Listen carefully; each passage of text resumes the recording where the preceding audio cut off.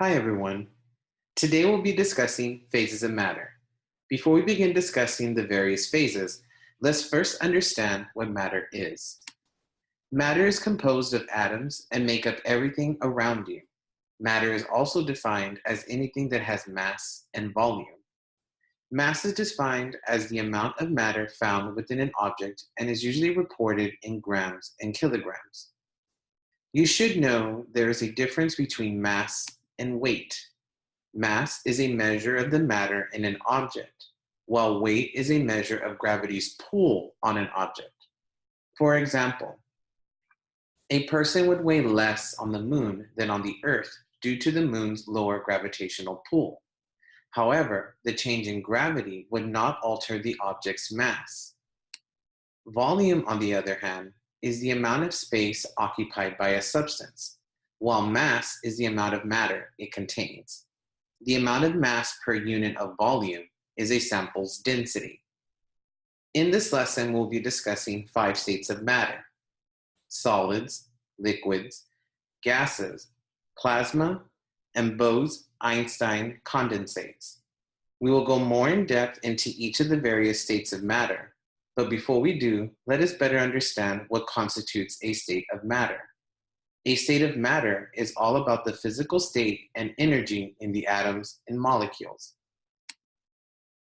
In a solid, particles are packed tightly together, so they are unable to move about very much. Particles of a solid have very low kinetic energy. The electrons of each atom are in motion, so the atoms have a small vibration, but they are fixed in their position. Solids have a definite shape.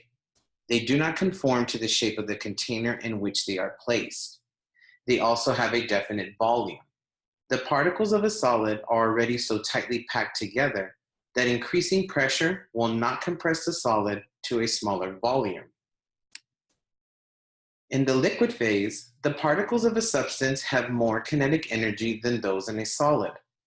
The liquid particles are not held in a regular arrangement, but are still very close to each other, so liquids have a definite volume. Liquids, like solids, cannot be compressed. Particles of a liquid have just enough room to flow around each other, so liquids have an indefinite shape. A liquid will change shape to conform to its container. Force is spread evenly throughout the liquid, so when an object is placed in a liquid, the liquid particles are displaced by the object.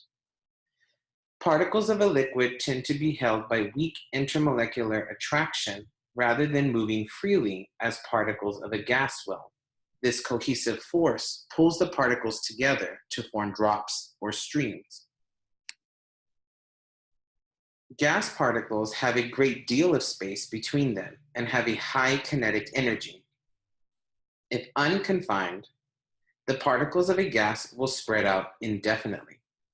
If confined, the gas will expand to fill its container. When a gas is put under pressure by reducing the volume of the container, the space between particles is reduced, and the pressure exerted by their collision increases.